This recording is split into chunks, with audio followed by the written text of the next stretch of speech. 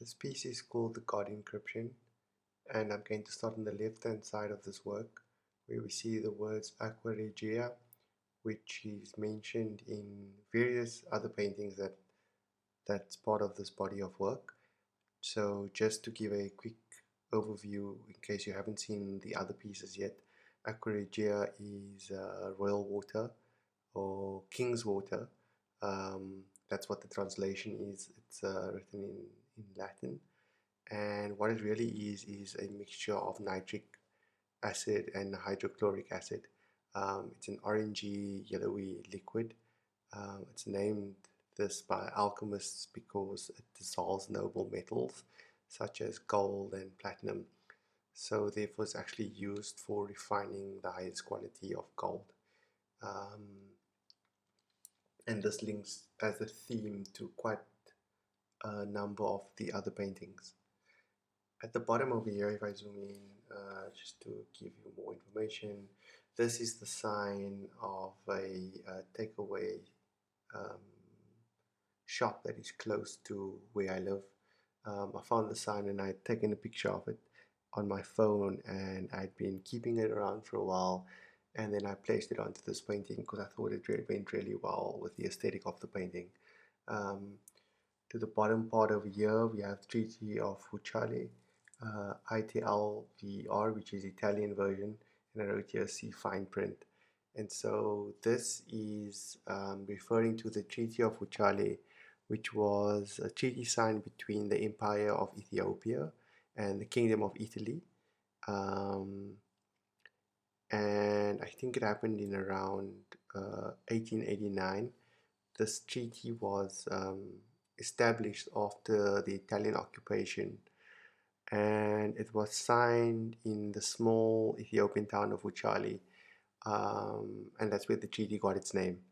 The purpose of the treaty was to promote, in inverted commas, friendship and trade amongst the two countries, and it was to maintain a positive and positive and a long-lasting relationship between the two empires. The treaty also had 20 articles in it. It was written in Amharic and also in Italian. Um, but there was differences in the Italian version, um, especially I think there was an article in the Italian version and it translated differently to what was said in the agreement. And then it was actually denounced in 1893 by Menelik II. Um, and the Italians then attempted to forcefully impose their status over Ethiopia in the first Italo-Ethiopian War, which ended after the Battle of Adwa. Um, and so this is quite a historical event that takes place, and I would encourage people to sort of Google this and read more about it, as it's quite an interesting subject. Um, then over here we move to The Richest Man in Babylon.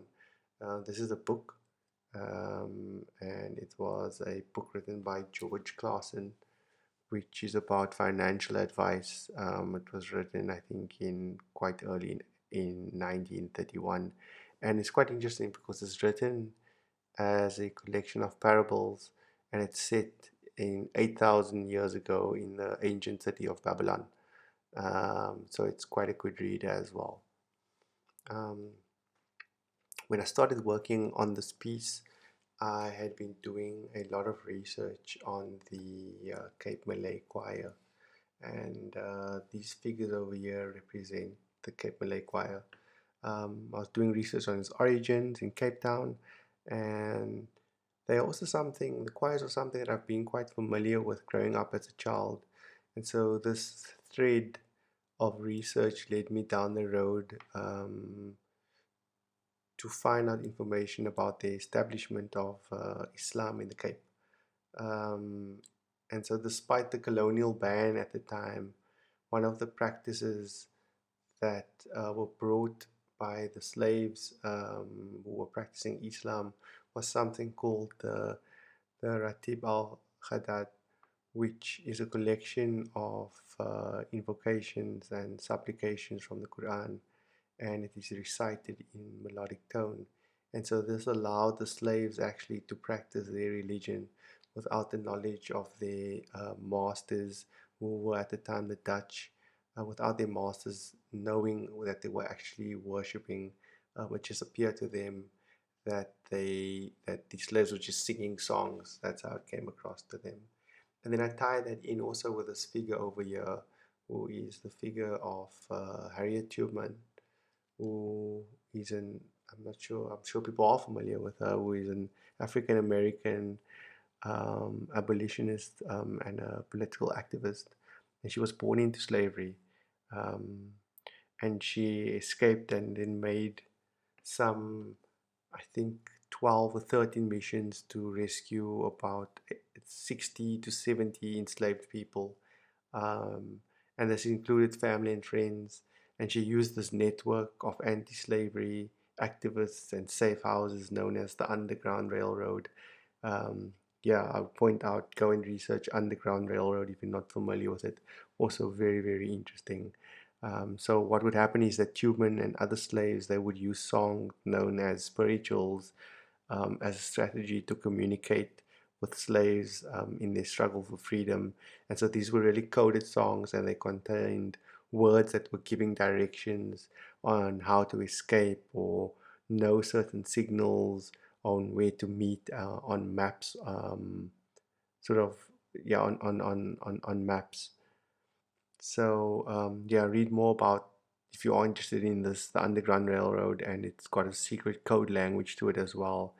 And so what's interesting about this is just how they use song as a very powerful tool in both cases for slaves that were brought to the Cape Colony, and then once again slaves that's found in North America. This section over here, along with this section over here, this word here says Oortisia, which is actually Afrikaans for over the sea. And this is part of a song sung by the Cape Malay choirs, which the words is Daar kom die Alabama. And Daar kom die Alabama is actually translates to here comes the Alabama. And the Alabama was actually Confederate ship of the times, and it's something to also research when you do get time. It's got a story on its own, but it was off the coast of Cape Town, the Alabama, and so what the song sings about really is about this Confederate ship, but the whole story on its own is quite deep and it's quite fascinating, and I would encourage you to um, to research this. Um, Going back onto the picture here, this fish over here, um,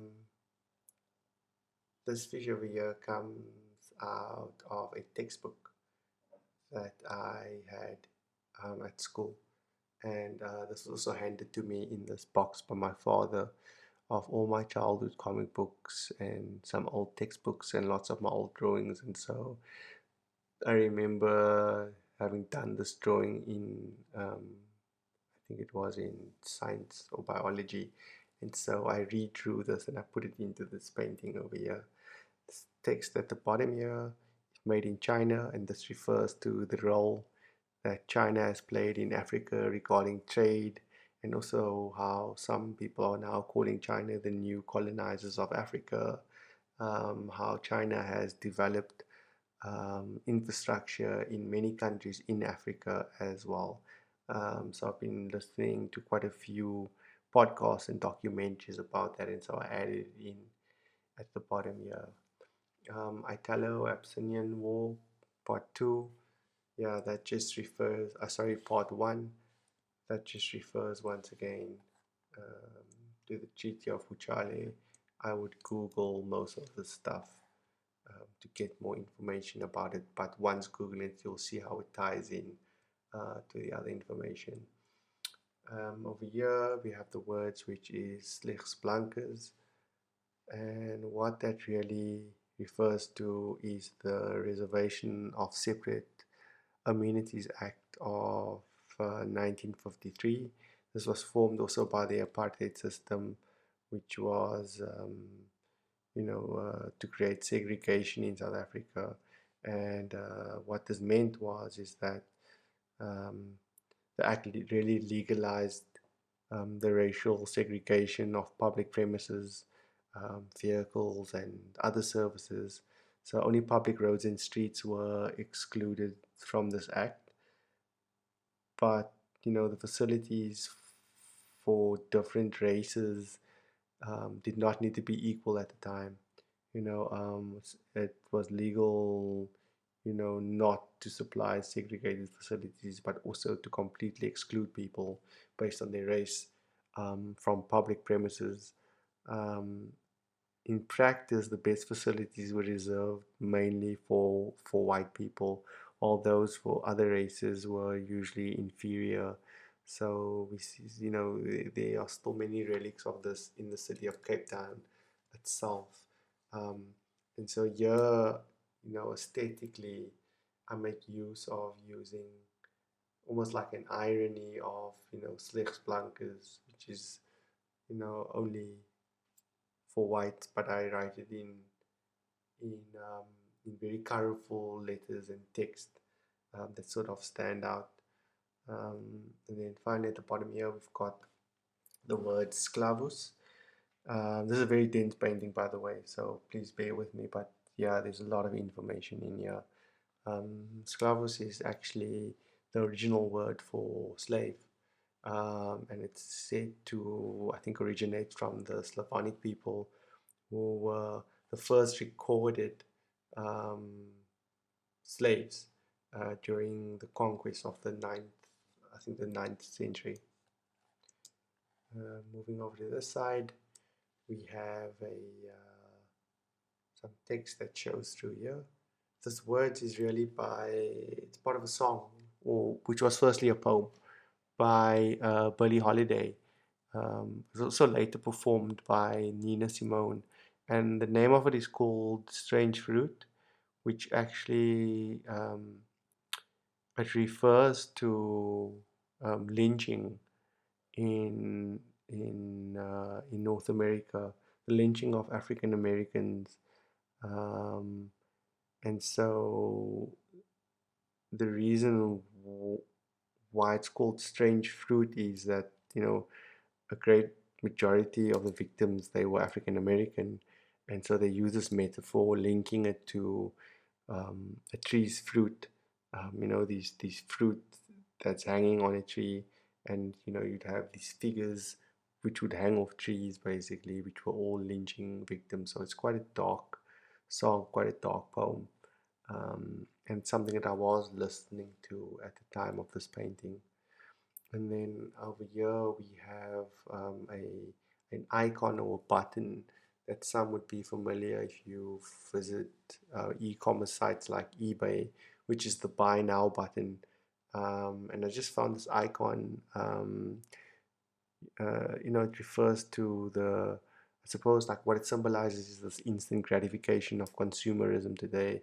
I was thinking about consumer patterns and how they've evolved over the last even 5 to 10 years, and this idea of just being able to buy now really evokes a sense of power, which ties in with the theme of this body of work, which is gold, guns, and paradise. So that's what that is about, and yeah, that is it. Um, Once again, like I mentioned, more will be revealed on this work, and I will be linking other future works to this work as well. And in fact, the Cape Malay Choir is actually linked to a previous work that I've done last year, and that work is actually what they would be singing, if that makes sense. So what would be coming out of their mouths is that previous painting. but I will link that soon as well. Um, and that is, yep, that is all the information on the God encryption. Thank you.